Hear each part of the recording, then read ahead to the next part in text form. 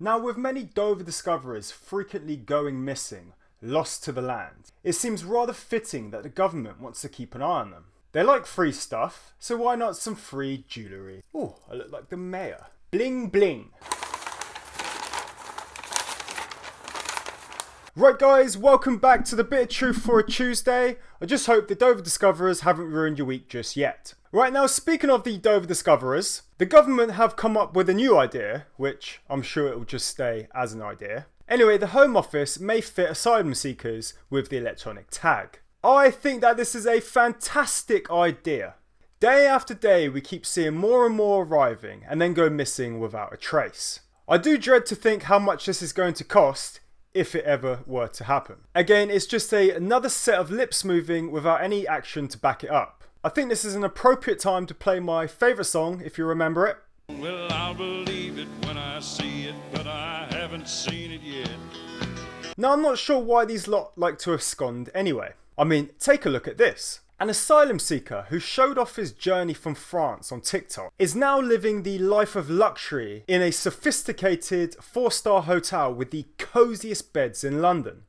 Yes, that's right, here we go to the people who thought I was joking when I said that they're staying in better luxury than you, paid for by you. Check out the comfy beds, the free food, the swimming pools and the hot tubs that they get rewarded with for entering illegally. If I were to ever enter a country illegally, I'd be thrown in jail, possibly given some bread and some water, and to sit there until my flight home arrives. Now, who can argue with that? And for the ones that aren't staying in luxury hotels, don't worry, they're making just enough money to support themselves. A judge says that the wacky farms run by Albanian criminal gangs are at an epidemic level. Yes, all 4 of these men with no fixed abodes were all asylum seekers from Albania and just had to flee in order to start their new gardening business within the UK. Well done to the judge for giving a discount on sentencing, with the longest sentence being 21 months. Oh, well done. Now, trying to remove these people from the country is proving more difficult than poking a square object through a round hole. From spineless politicians to human rights, and then of course to the lefties strapping themselves to buses and airplanes in order to make sure people don't leave. Well now, a foreign criminal who was spared deportation from the UK at the last minute due to protests has now been arrested on suspicion of a rather disgraceful crime. Now, whilst we can't speculate whether or not this man has done this, why are we putting ourselves in a position where this man has remained in the country where the police must have enough evidence in order to arrest him? This man was one of 90 criminals who were due to board a deportation flight after being jailed for 2 years for drug offences. That flight ended up only having 7 people on board after protests outside the Jamaican embassy. Well, if it turns out that this man is guilty of the offence, I hope the people protesting are arrested too. Nailed it! Now, speaking of crimes, apparently now the worst murderers are to be handed whole life sentences under new law. Here we go again, more plans from Rishi. Again, lips moving, but will it happen? I don't know why it's taken our amazing MPs, morons of politics, so long to come up with something so genius. Now, if we can only look at making sure anyone convicted of any crime serves their full sentence, none of this half-time nonsense for good behaviour, it's punishment. I vote that we should make sure people serve their full sentences, and if they aren't good, they should be doubled. He's absolutely right. We don't want wrongdoers back on the streets. We already have enough of them out there. Look at this.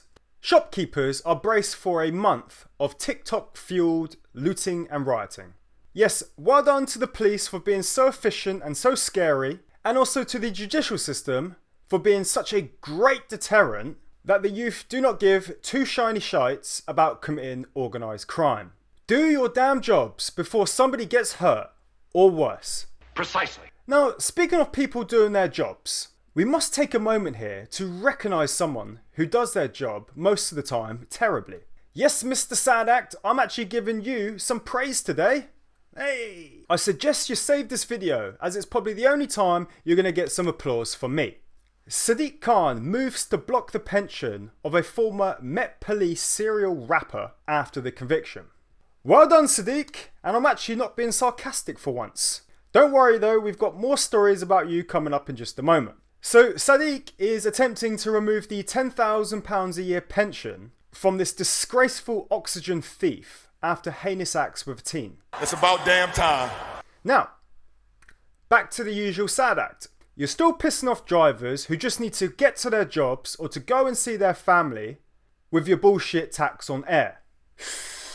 That's why you got fuming drivers staging a protest outside of your house over ULEZ. You see, keep annoying the public and the majority, and you will have to face the consequences. Well done to all the people involved after this caravan was chained outside of his home. Bravo! And we got one more for you, Sadiq. Sadiq's luxury Range Rover is exempt from the £12.50 a day ULEZ charge. Yes, well done to you for being ferried around in comfort in your £300,000 5-litre armoured plated Range Rover. I mean, it's hardly a gas guzzler, is it? It's all clean air.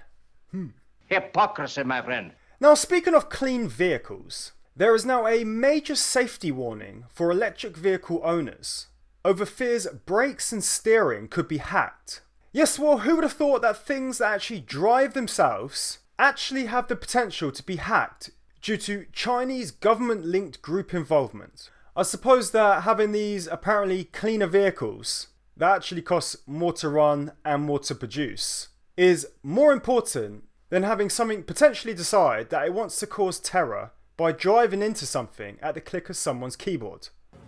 You're right, it's probably a bad idea. More in moving vehicles, or maybe the lack of moving in this one. Patients are left stranded as ageing ambulances break down on the way to hospital.